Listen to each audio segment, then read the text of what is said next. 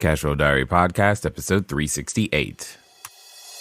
Welcome to yet another exciting episode of the Cashflow Diary Podcast, the podcast that teaches you insider tips, tactics, and strategies for creating leverage streams of cash flow into your life. Learn from top-performing entrepreneurs, business owners, investors, and thought leaders from across the globe as they share their secrets to success.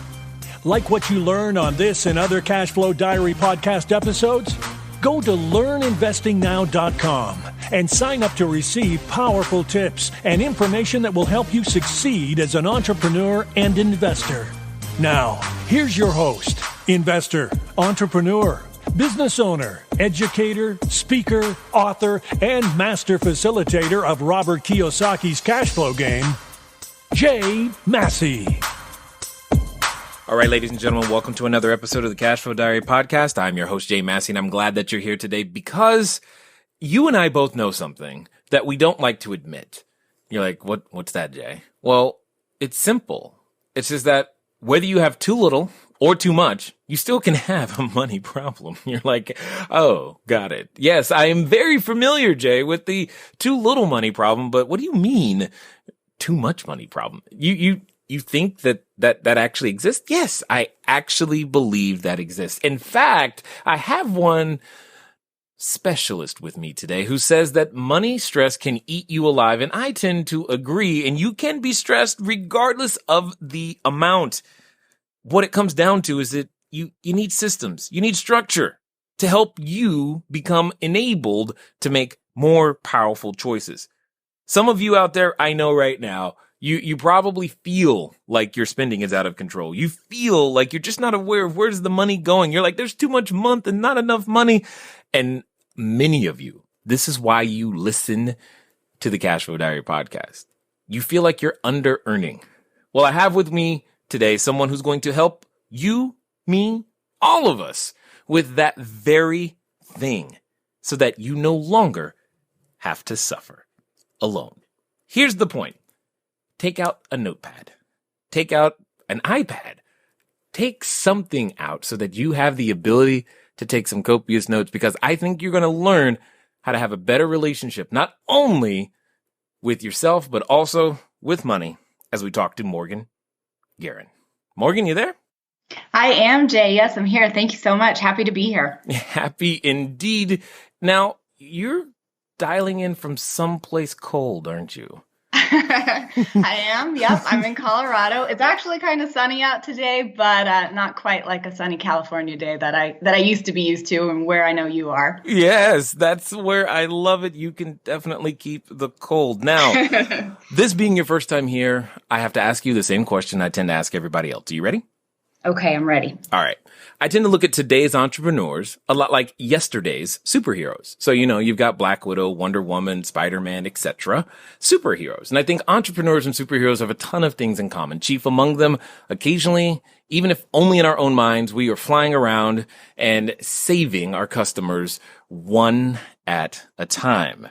However, also like a superhero, an entrepreneur has a beginning. I mean, if you think about Spider-Man, for example, there was a time where he was just a college student taking photos for the paper. And then something happened to him. He gets bit by a spider and he has to choose, hey, I have this superhero ability. Am I going to use it for good or evil? And go out there and become a force for good is what he eventually chooses. And yay, we know him as Spider-Man. So my question to you is as follows. Before your current incarnation of yourself, if you will, going around and helping people understand their relationship with their money, helping them become individuals who could be more financially literate, if you will, or using money in a meaningful way. What we want to know is, before the certified financial counselor you are today, who is Morgan Garon? All right. Good question.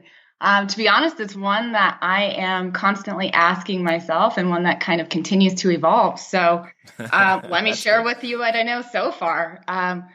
who I am currently is the possibility of fun and excitement and power around your money. Now, how I got to that, humble beginnings. I guess if I had to pick a superpower, I guess it would be empathy. All right. I like that. Yeah. It's and the reason I say that is because I really seek to understand. In the setup that I have with clients, I really try to provide just a safe, neutral environment where I really understand what's going on. And I think that comes just from just a gauntlet of different positions and different jobs and different experiences that I've had over time. I was raised in a family business. My parents owned a retail business, and I didn't go to daycare. I didn't go, to preschool even. Once I started kindergarten and was out of the house for school, that was a different story. But I really grew up just watching the internal operations of a business that really was out to take care of customers. It was a customer service approach that I've carried with me my entire life. And that's through, 15 years in the hospitality business, 10 years in financial management, 2 years out on my own now in my own business. So really just humble beginnings, like you said. I mean, superpowers aside, it was just kind of coming up, learning how to take care of people and really trying to get in touch and realize that I just had this intuition with people where I really felt like this was a space I could make a difference. Make a difference. I like that. That's good. That's good. Now, you mentioned that the family business was retail and you grew up, seeing it from we'll call it the dark side. Mm-hmm. So yeah, the underbelly. You're like, ooh, I don't know if I want that. No, it was good. There's definitely the ins and outs that I guess you could call the dark side a little bit. Yeah. No doubt. But my question is, being able to grow up in that environment where I guess I will say that mistakes are allowed. I mean, it's an environment where if you're around entrepreneurs, we don't get it right the first time and we don't get it right without help. And if you're watching your parents, grow through that process, that's got to give you some sort of sense of freedom or some foundation that makes it okay to do something that was non-traditional. So I'm curious, what role do you think, if any, that has played inside of who you are today? Oh my gosh, a huge role. Absolutely. In good ways and in bad, I think. Growing up in that environment and really watching firsthand, it just shaped me in so many ways. So yes, I was able to really see that there is this huge figuring out that goes on behind the scenes, and that sometimes at face value, if you're on the outside looking in, it may look like everything's just a well-oiled machine, or I guess on the flip side of that, it may not. It may look like a mess. But I just knew that there was this phase where things have to get done. You don't always know what that is or what it even looks like, and you just kind of put your nose to the grindstone and figure it out. So I think that definitely gave me a foot in the right direction to know that it's okay. It's okay not to know everything. It's okay to have to figure it out. It's okay to mess it up. I think in like a regular corporate position or something, there's so much pressure to get everything right the first time and to not have these mistakes where, your neck is on the line or something. And I'm glad that I had that in my back pocket. But when I was working in more of a corporate position, it was tough. It was tough because I felt like it was a little bit, I don't want to say unrealistic, but there were definitely expectations there that, that performance, you just don't have the same wiggle room when you're out on your own. And you kind of mess something up, really, you just hold yourself accountable and you figure out how to do it better, Yes, indeed. I know a lot about that. Yeah, it's just part of the process, and I don't think a lot of people necessarily know that unless you're in it and you're in the trenches and, if you get it, you get it. But, for people who don't realize that, I think it's an important piece that, maybe other people need to know that, there's just a period where you got to figure it out. Well, and that's why I asked the question, because there's a number of entrepreneurs that we've talked to now over the years, and there's always this phase, but it's not common knowledge that, like you said, it's okay not to know. Most people are operating as if it's not okay, because they're like, the buck stops with me, and if I don't know, then I can't do anything. Because I don't know, and they never get started. Now, my next question is, it's kind of interesting, because you go from the family idea of growing up in that industry, and then you mentioned a small stint in hospitality. Oh my gosh, yeah. So not a small stint. So I started working at a very, very early age. I mean, I worked in the family business. You had no choice. You were born.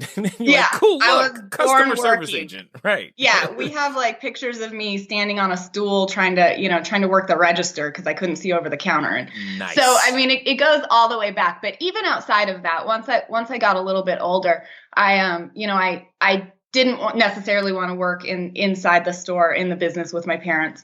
And once I got a little older, I kind of started looking for other jobs, after school jobs. This is going back a while because I don't even think this is legal anymore, but I was working by the time I was about 13 or so. Of course.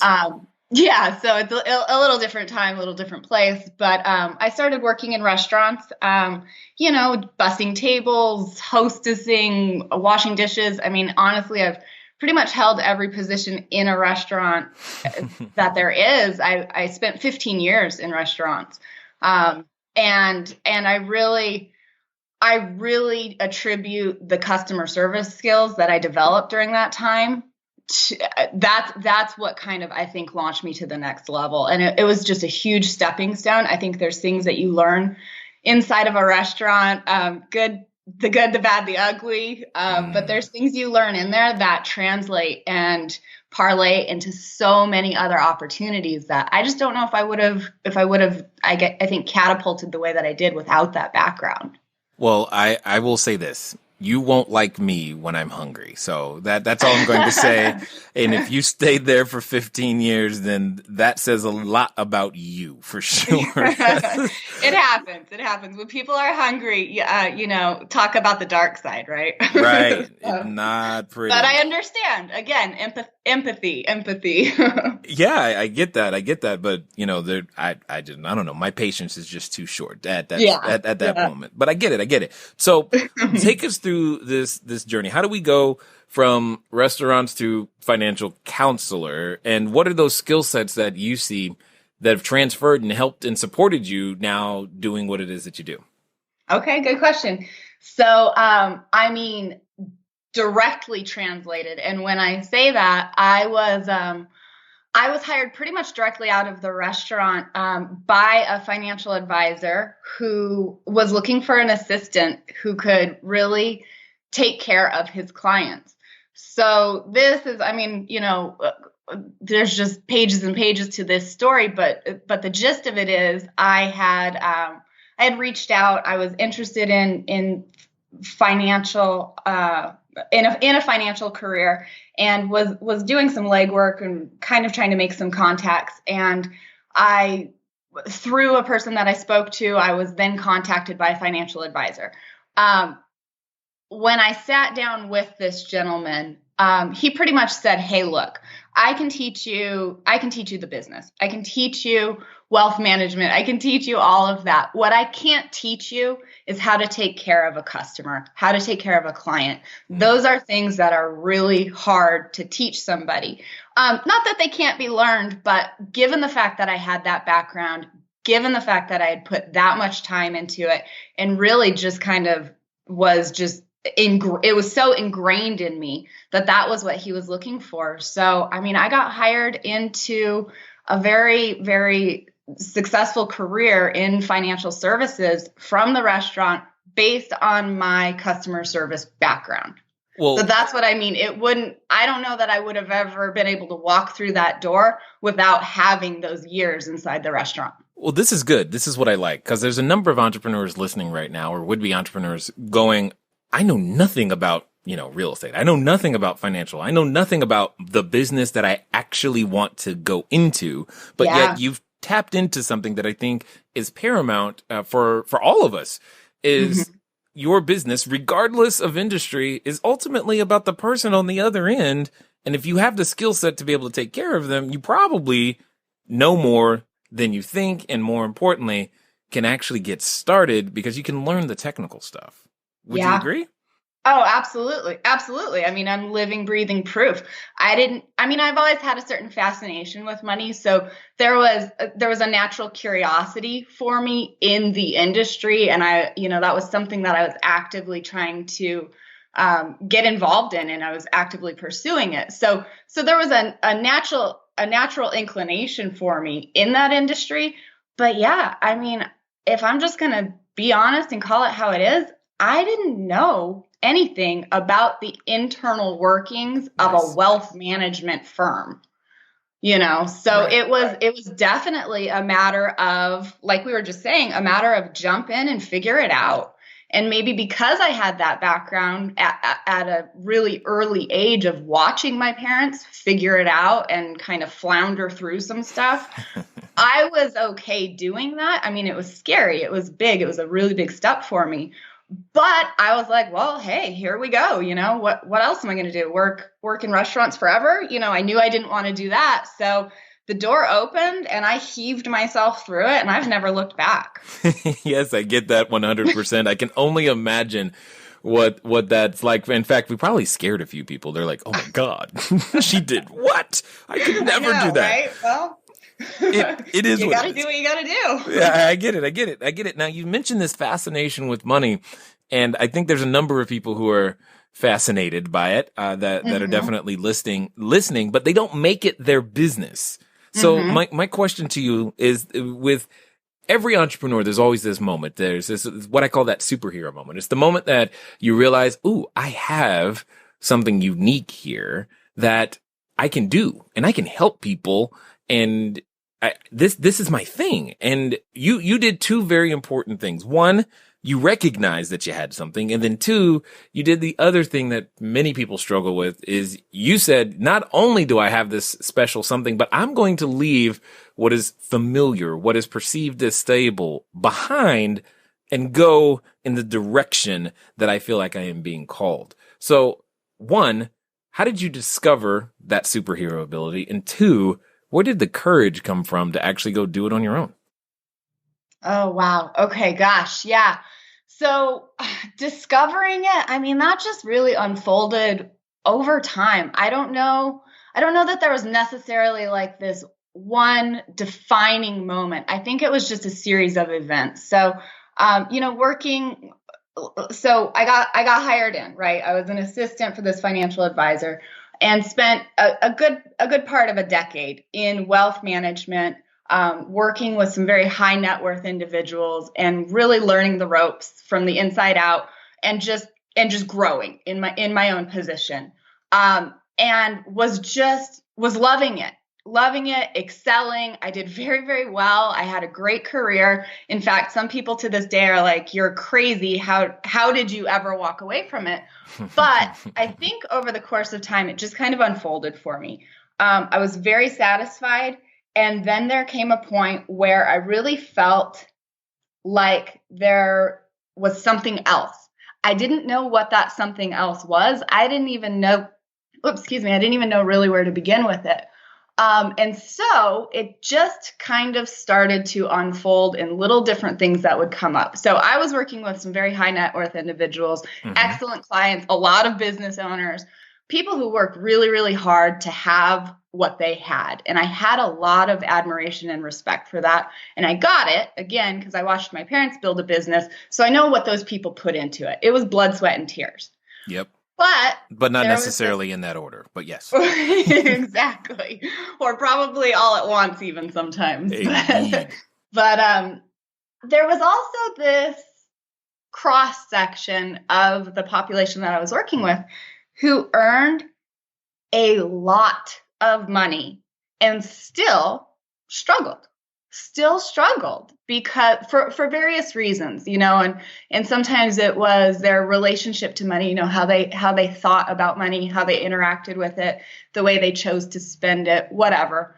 And I saw lifestyle inflation, where these people, the more they made, the more their lifestyle went up, and it cost them more and more. And I could just see this same vicious cycle that people on the lower end of the spectrum who are struggling to make ends meet, it was happening across the board. I don't care if it was low income, middle income, or these high income earners. I was seeing these similar patterns across the board. And it just came out of working with people, working with money, working with numbers, and my love for the people that I was working with, that I started to notice a lot of the behavior behind the numbers. So it was something that kind of revealed itself to me over time. And then it got to a point where I needed to relocate. So I was in Southern California, as you know, relocating back to kind of a rural area in Colorado here, to be closer to my parents, who I want to be able to spend more time with and be closer to home. So I knew that I was going to have to transition. So I started looking around, started trying to put my feelers out there. And the idea for the business really developed, honestly, out of necessity, because I was moving to an area that I knew I might have difficulty replacing my income in, or even a comparable income. So I started to really kind of tune into, what am I going to do? What would I like to do? And in the back of my mind, I always wanted to work for myself. I knew that at some point or another, I was going to have to make the leap. I just didn't know when or what that was going to look like. And so over the course of this, time that this was all unfolding, I really just started to tune in to what's going on with people and their money. And I got the idea to really just start to nurture people and help them. And help them in a unique way that I don't think a lot of people even know is out there, and just be really hands-on with their money. So I just started putting it out there, started getting some feedback. And before I know it, I said, okay, this is it. This is what I'm going to do. This is going to allow me to relocate, replace my income, be in this area that is a little bit more remote than I'm used to, and kind of meet all of these needs of being closer back to my family, being able to be there, spend time with them, take care of them, do what I needed to do in that regard, still earn a good living, and really do something that actually mattered and made a difference. Because at the end of the day, I knew I needed to do something that made my little corner of the world a better place. Yeah, I get that 100%. I do. And what I like about what you said is, and I hope everyone else heard it, is what led wasn't, okay, what product can I sell to make the most money, or what can I do to make the most money? You led with, what would I like to do? And I wish more people would start with that, because that would be very, very helpful. Now, you mentioned something. This is what we must dig into, because you said regardless of the amount of money that was earned, there were similar patterns and there was similar behavior behind the money. I'm going to take a stab and say that someone listening is probably guilty of these patterns and behavior, but doesn't know it. So now is your shot to set us free. Bring us into that awareness stage of, hey, if you are doing these things, you know how Jeff Foxworthy says, hey, you might be a redneck if... Right. Okay, so what I'm looking for here is, these are the things that you saw that are the red and yellow lights of, I might be in trouble. Yeah. Yeah, well, I mean, it always looks a little different for everyone, but generally speaking, it shows up in a couple of different ways. So, one, are you stressed out about money? Is it something that is always on your mind? Because I don't care, again, it doesn't necessarily matter how much you make. Is it something that you obsess about? Whether there's not enough, whether there's too much debt, whether there's just something underneath it where you're just not sure. So I work with a lot of people, and I get this from women a lot, and they say, hey, I'm fine. I make good money. I'm making six figures. Some of them, I'm making six figures, even if it's not that much. They're comfortable in their day to day, and they say, I'm good. I'm fine, but I don't know if I'm going to be okay in the future. So I think a misconception is that, people think, oh, okay, you're struggling, right? You're drowning. Yeah, I deal with that. I definitely deal with that. And that could be a red flag right there. If you're in that boat, though, you're in trouble and you're probably actively trying to figure out what to do about it. So yes, I can help those people, and I often do. Like if things just don't add up and you can't make ends meet, again, it's not necessarily an amount that's attached to that. It's the behavior. If you're spending more than you're making, I don't care how much you're making, it's not going to work out. So there's that group, and that's a little more obvious. But for those who are listening who kind of fall into I'm okay though. Like it's not uncomfortable enough to actually do something about it. I gotta say, are you okay though? And that's really what I ask people. Are you okay? And then they say, well, I don't know. I get to do what I want to do and I can pay the bills. That's no problem. But, if I lost my job, it wouldn't be good. I'd really be in trouble because I just don't have that savings account, that cushion, that safety net. I don't have that. How do you do that? So there's things like that I can start to notice just in listening to people speak, because it's not about like, what do you have? Where do you go on vacation? It's not about that. It's about, how do you feel? Do you feel secure? Do you feel safe? Do you feel confident about your money? Do you know where your money is going? Like where it's really going, actually going, not just where you think it's going? Because I know that's a big surprise for a lot of people. When we start actively tracking spending, people are like, oh my gosh, I had no idea I was spending that much on groceries or going out or traveling or whatever your thing is, and so I think that's often a surprise. So I always start with that, like, do you feel confident? If you're confident, great. But even at that point, kind of look beneath it and make sure, just confirm. I'm confident that Starbucks gets a significant portion of money from me every month. Okay, there you go. I am really confident of that. So that's one of those things where it's like, okay, so you're spending there. It's your thing. That's cool. I get it. I'm never out to change somebody's way of doing things.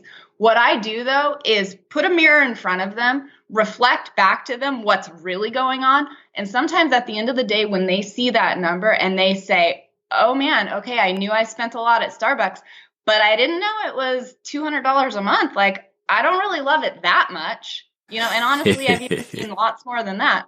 But it can be an area to look to where it's like, okay, if you're into it and you're cool with spending that much money every month at a place like that, cool, keep doing it.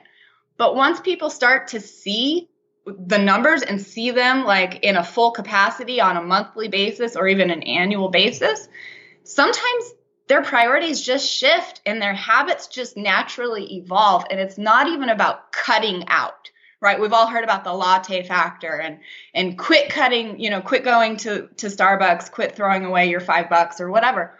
Well, if it's your thing, it's your thing. And if it makes you happy, maybe there's another area you can cut back in.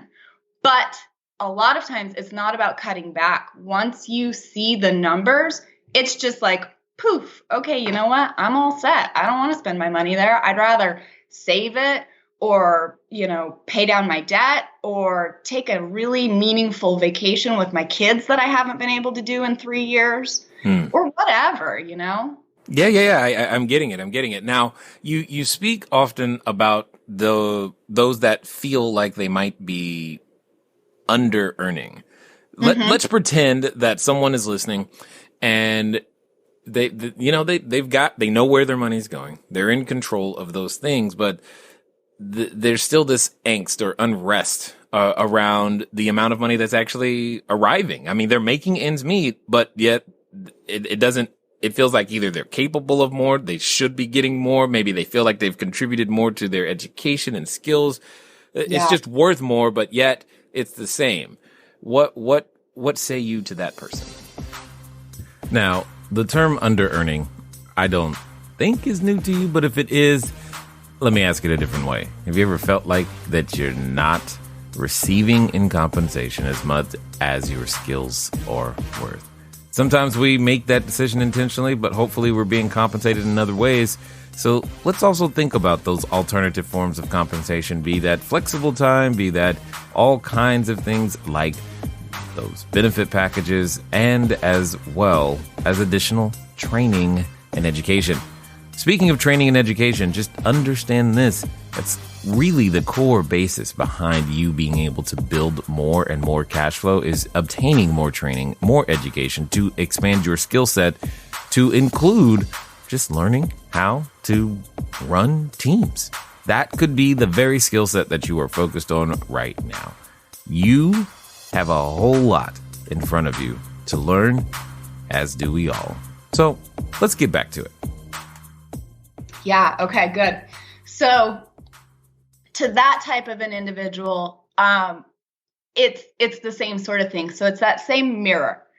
And once we start to gather up the numbers, so I'm really, really big in tracking your spending. And I know that probably half of the audience just rolled their eyes and are like, yeah, okay. Yeah. But I'm serious. They're gone. I heard a collective groan like. I did too. Don't worry. I think I felt it. So I think though, I mean, you want to talk about passion. I am passionate about tracking your spending, even as tedious as that sounds, because the information you start to get back from that. So whether it's the Starbucks, I almost said Starbucks fetish, so let's call it what it is. Oh, trust me, they're tracking. They are totally, tracking. They have tracked my spending very well. Yeah. So, whether it's something like that or whether you are in that group of, actually I get through the month and kind of, that I'm fine mentality, but that there's something more or that there's something greater. When I work with people and I reflect back to them what's going on. So I have systems and structures and, ways to do all of this. But when I start to feed that information back to somebody and let it just soak in, what ends up happening is it spawns you. It spurs you, I guess is what I mean. It spurs you to take action. So a lot of the times I say, okay, let's look at this. We've got a two-sided equation, right? You've got income coming in. You've got your expenses that you're paying. If you're not happy with what's left after that, you've got two ways to tackle it. You can decrease your expenses or you can increase your income, or you can kind of do the 1-2 punch and do both of them. So I think a lot of people think always about cutting back the expenses. A lot of entrepreneurs, of course, they look at increasing the income. But when you start to get this feedback and you start to get real-time information about the numbers, and the numbers are not lying to you, and it's you have the ability to get all of this information out of your head and actually in front of you, it causes you to take action. So whatever that action may be, that's where the result lies. So when I work with somebody they've dialed back their expenses to the point that there's really nothing left to squeeze out of that, and then we look at it and we see, okay, you're either still not making enough money or you simply want to be making more. What are you going to do about it? And when the numbers are looking back at you, it just triggers something inside of you to just get real and take action. Because I think sometimes we're so wrapped up in our heads and we think things are going one way, but without it right in front of your eyes with like tangible evidence of what's going on, it's so easy to prolong it and stick to that, oh, well, I'm fine. It's that I'm fine mentality that's actually really, really dangerous and one of the most expensive things out there, because you might be fine in the moment, but can you tell me that you're really going to be fine 5, 10, 20 years down the road? And if you don't know, let's answer that question. Indeed. Now, I can hear someone saying many, many different things. And before we get to that, I've got a question for you. Okay.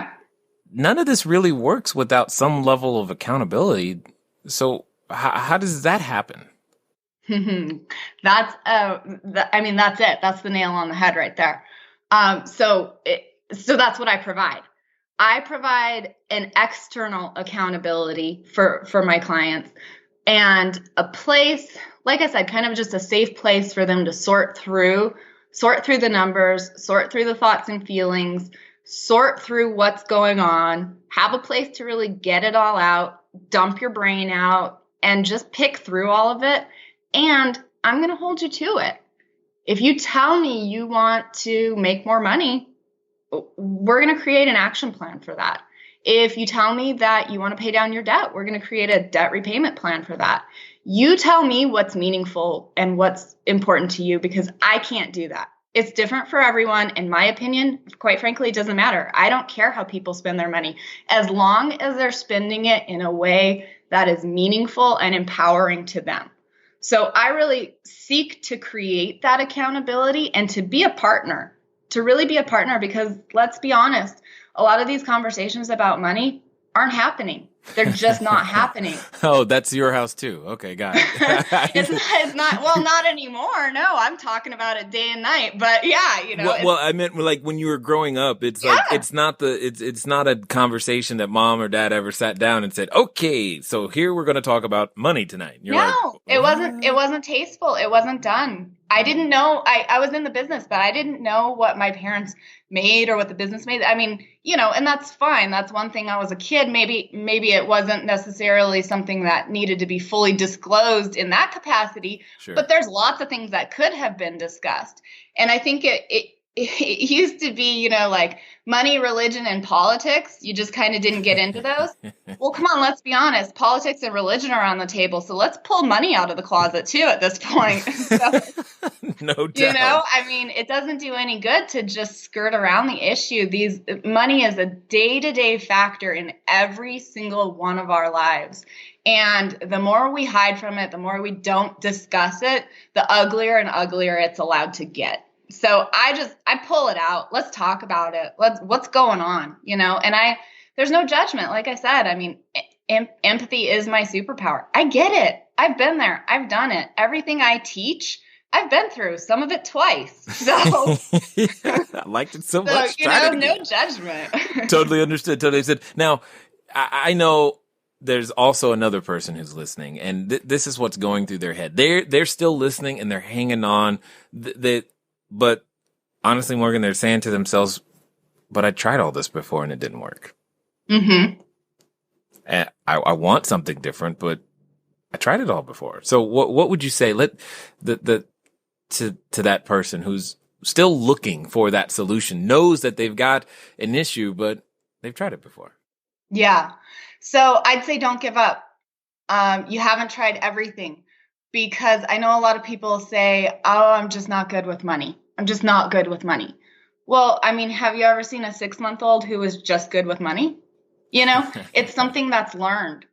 Right. And if it's not something that's ever really been actively discussed in your life, you got to start that conversation somewhere. And a lot of times I think doing it on your own, you've tried this, that, and everything else. But have you tried getting outside support and outside help and really just having a partner in it, like I said, because, this stuff is not really something that's taught in our schools. Maybe it gets touched on a little bit here and there, but I think by and large, the norm is that we still just don't talk about it. And that means, unless you really have the tenacity to go after it and figure it out and fail, but fail forward. Unless you have that natural inclination specifically around money, I can understand. And I know people get to the point where they just throw their hands up in the air. And I have folks who come to me with that very same mentality of, it's never going to be different. Because I have tried it all, but so-and-so said to call you, so here I am. Well, if you haven't gotten outside help, whether that would be with me or somebody else, and actually sought kind of some coaching and counseling around it, then you haven't necessarily tried everything. And I just say, don't give up. Don't give up. There's answers. It can be taught. It can be learned. It can be changed. You can have financial success. It's possible. And I mean, the proof is in the pudding. I've helped so many people get over that hump. And even though they can't necessarily see it in the beginning, they just know, hey, it's not working. I don't know what else to do. Help me. And they don't necessarily know what I know is on the other side of that hill. But I kind of stand out there and hold the light for them and allow them to kind of cross that bridge when they come to it. And we sort through it together. And, you know, sometimes they slip back, they fall back down the hill a little bit, but ultimately they get to the peak and they look out there and they go, oh, okay, I get it. This is what's over there. This looks a lot better from here. Got it. Totally understood. So give us, if you can, you know, keeping things confidential that need to be confidential, give us a kind of a story summary of one such person who was just like you described, and kind of how they met you and what has happened for them since. Okay. So yeah, let's see. Let me pull out a favorite here. You know, it's funny. I've had a couple of folks, a couple of nurses. Nurses. I have a soft spot in my heart. Who also are empathetic. This is good. Right. Probably some sort of connection there. I guarantee it. I have a soft spot in my heart for nurses because I have so much respect for anybody in that position, that field, because I just personally, I couldn't do it. So these are people who give and give and give. And so there's a lot of folks who fall into this category, whether it's, you know, a service-oriented entrepreneur, a teacher, a public service agent, you know, just, I mean, tons of people who fall into this category where they're so focused on taking care of those around them, whatever capacity that may be, even if this is just somebody who's got a family, you know? So again, it's kind of the context rather than necessarily the individual. But I've got these folks who are so dedicated to taking care of their patients, taking care of their family, taking care of everyone around them, that there are a lot of things that naturally get neglected for them personally. And I have a few nurses, some other folks that I can think of, where the time we spend together it's their time. So they know that when they come to me, whether that's weekly or biweekly, whatever their schedule may be, it's different for everyone. They come to me during that time and they know that there's no other draw on their attention, and that they can come in and they can really just sit down and process what's going on in their financial lives and really take the time to get organized and just start to really understand what's going on. So I'm thinking of one particular case where I've got a woman who I've been working with for a while, a nurse, very, very successful, earns a great living, and her schedule was just so chaotic that she was always coming from a place where she was constantly reacting. She really never had the chance to slow down, get things in order, and then make proactive choices. So when I said more powerful choices, this is a good example of that. Got it. So in having this designated time with me and having somebody in her corner who's like, all right, let's look at it. What's going on?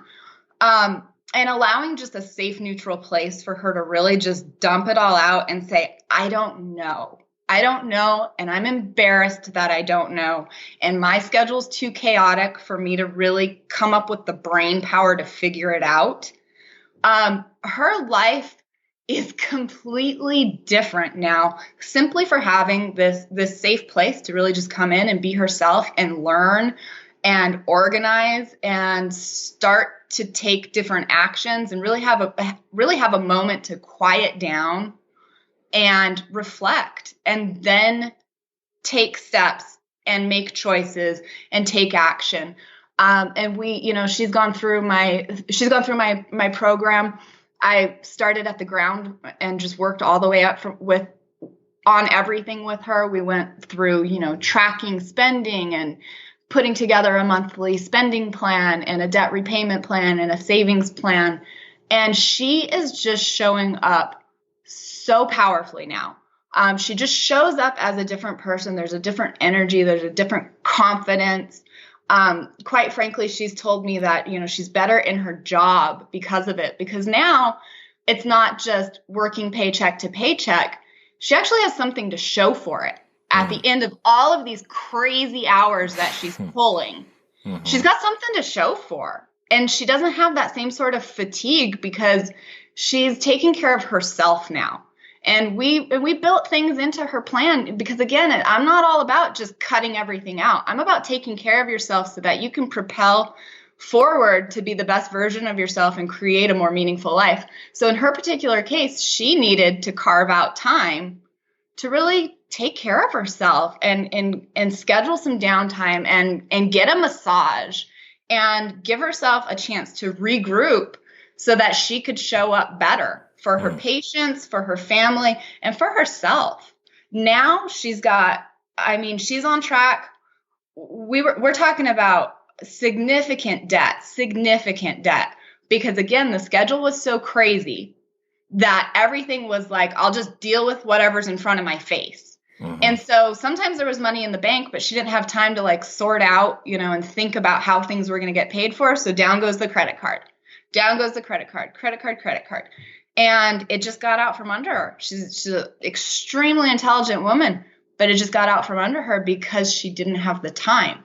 Mm-hmm. So now, on track to be debt-free in the next 18 months. We've got a spending plan in place after that, where the 12 months following that, she should have about, 30 to 50,000 in the bank, depending. And she was barely keeping her head above water. And this wasn't that long ago, maybe 6 months ago. Okay. And in this particular case, it wasn't even about earning more money. No. That's good. She has not earned any more money. I think she got a little annual cost of living bump since we started working together. But no, she had more than enough right there. It was just going in 100 different directions. It was like trying to drink from the fire hose. Yeah, I bet there's a number of people who come to you who are in that same position. In fact, I'm going to make an assumption that many of them are listening right now and probably resonating with the message going, you know what, Morgan, what's going to be the best way for them to track you down, find out more about what you got going on, or maybe even get you on the phone so that they can begin to get their money straight? Yeah. Well, it's easy. I've got a website. It's morgangaron.com. My last name is Garon. Pop over there. There's a little scheduler that you can click on to just book a free consultation. I'm in the business of just talking to people. I talk to people all day long. Give me a call. I'd be happy to see what's going on for you, what's working, what's not working. I always try to make my calls useful in the moment, give you some feedback on how I think I can help. And then, we talk about what it looks like from there. If it's something that I can't help with, if you're more looking for how to invest or something like that, or, how to get proper insurance, that's not my forte, but I've got plenty of people that I talk to. I've got an extensive network. So even if it's not something I can help you with, I've got somebody who probably can. Absolutely awesome. So as we wind down here, I've got a final question for you because I'm kind of curious to hear what your answer would be. And let's pretend for a moment that someone listening, they think they want to start their own entrepreneurial journey. They're going, you know what? I'm done with this under earning. They're even standing in front of what I would call the superhero outfit store, ready to pick out their cape and tights. They're going to make this thing happen. However, at the same time they're making those decisions, they're dealing with, the voice. And that it's the voice that I know you've dealt with. It's in the back of your head. Every time we begin to go, hey, I'm going to go do something great. It's right there with us to remind us of who we're not and what we've never been. And for some people listening, they're actually related to that voice. So my question to you is as follows. Let's pretend that they're going to actually follow through on what you say. And they're going to do so in the next 24 to 48 hours. They're going to get that business started, make this thing happen. My question to you is, what would you have them do? What would I have them do on their own entrepreneur journey? Yep. Okay. I would say make a choice. Make a choice and take action. I don't care if you're afraid. I don't care if you don't know. I don't care if that voice is thundering through your ears. Take a step, because you're not going to know. And you can sit there and try to plan it out and try to have all your ducks in a row and think, okay, I'll get it just so, and then I'll launch, or then I'll take the next step. And I'll tell you what, I don't care how prepared you think you are. There's going to be something that comes out of left field that you never considered. And trust me, I know my friends call me the queen of variables because I try to look at every possible angle. And there's going to be something you didn't even think of. So just allow yourself to not know. I mean, I think it goes back to the very first thing we were talking about is it's okay to not know. And it's something that you can figure out as you go. And you will mess up. Things will not go as planned. And it's hard. It's hard to not let that psych you out. But, you just got to roll with it. And it's funny. I love the superhero theme because there's actually a moment at the beginning of this year where I was waffling, right? Because it's a daily, it's a daily pep talk sometimes of like, okay, no, you're on the right track. And, you start out the morning and everything's just gravy and you're on it. And then, the day goes 17 different ways after that. So I was having this moment where I was really reflecting and kind of looking back at the year and kind of anticipating this upcoming year. And I was watching the Avengers. So nice. Spider-Man's on there, and there's this scene where he's talking to, I don't even know if I'm going to get it right. I think he's talking to Thor, I think. Okay. And so he says to him, when you can do the things that I can do, and then you don't do them, and bad things happen, it's kind of your fault. So I was sitting there and I just kind of was like, wait, what did he just say? Right. And I'm just trying to veg out. I don't want to think about work. I don't want to think about business. I'm just trying to watch a movie. And so here's this moment, right? Smacks me from right from the television. And I realized I have this ability to help people in a way that they really need help. And that really lit the fire for me to be like, okay, I don't know what it's always going to look like. I don't know how to get to the next level. Technology is a constant struggle for me. I'm no expert in that regard. But at the end of the day, I know that what I do matters, and it matters a lot for the people that I can connect with. So if you're out there and you're listening and you've got something that is yours and it's uniquely yours, because we've all got that one thing that's only ours. It can only be ours through our experiences and our upbringing and our beliefs and everything that comes together to make us who we are. We've got something that's only ours. And if you're out there and you've got something that you want to put out to the world, you're almost obligated to do it. Don't hold yourself back. Don't keep yourself small. Do us all a favor and take that next step, because you might have something that somebody else really, really, really needs. And it's not up to you to decide whether it's good enough or whether you're doing the right thing or not. Just put it out there and somebody may hear it and somebody may need it. And you may be able to make a really big difference, whether that's through a product or a service or an organization, whatever that may be.